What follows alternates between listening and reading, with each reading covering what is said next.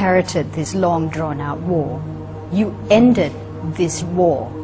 Do you think, in your mind, was it inevitable to lose that many civilian lives, especially towards the end of the war?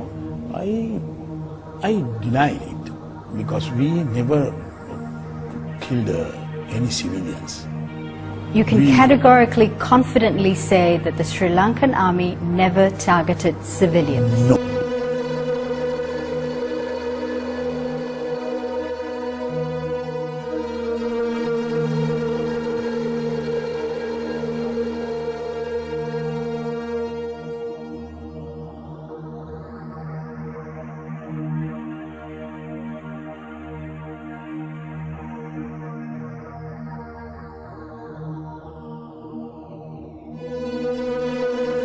Remarkable televised statement from the former Sri Lankan President Chandrika Bandaranaike Kumaratunga.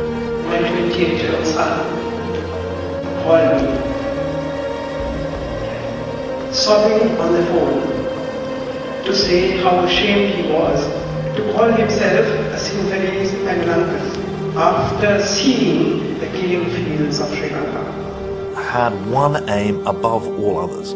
There'd been a murderous, terrible 26-year civil war, and come hell or high water, they were going to eliminate the LTTE as a potential terrorist force. They were not going to let anybody stop them do that, either the international community, the media, or the fear of humanitarian issues or civilian casualties. That's the way it worked out.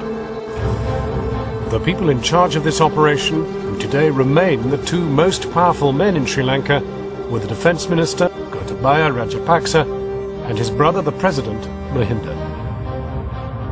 It was they who oversaw the war, and they who rejected all calls for an international investigation into the allegations of war crimes.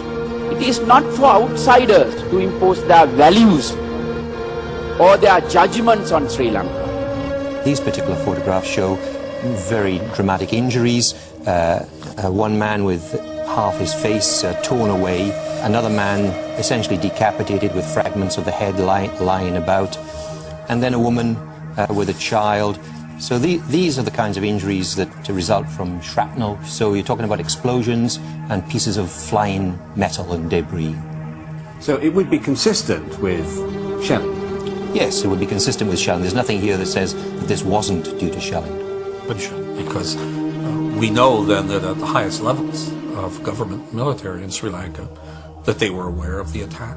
And the military activities were then adjusted clearly in response to this. Do you think that on the basis of that evidence we have so far, Gotabaya Rajapakse and South Fonseca have questions to answer?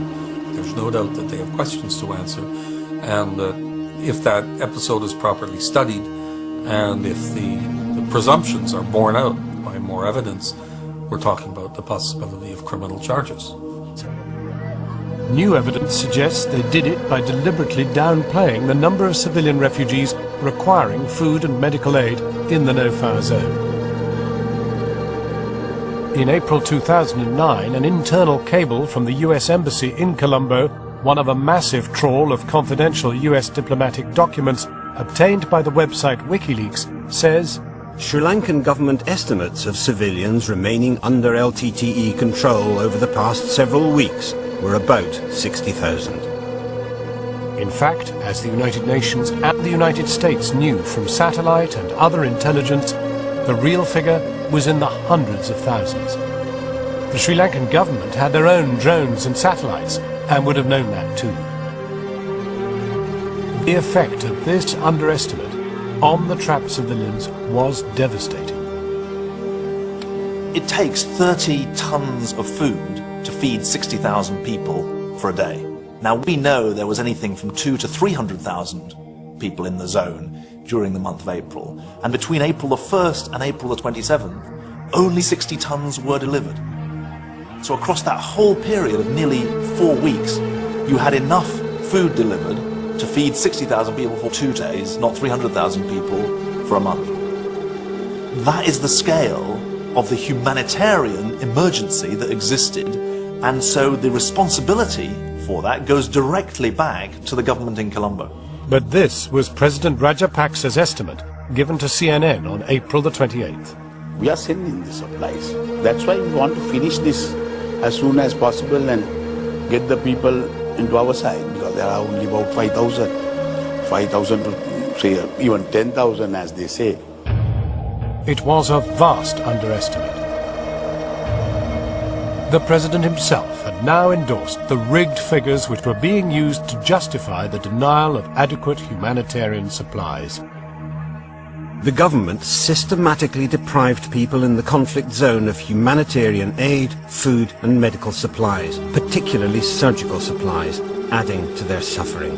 To this end, it purposefully underestimated the number of civilians who remained in the conflict zone. International law bans medieval sieges. You can't subject a population to hunger or famine or plague as a means of military victory. A big part of international law, of international criminal law, is getting the perpetrators who sit in the offices and write the emails and give the orders. If they're involved in contributing to acts that amount to attacks on civilians or depriving civilians of things that are necessary for their survival in a conflict, they are participating in a significant manner in the commission of war crimes.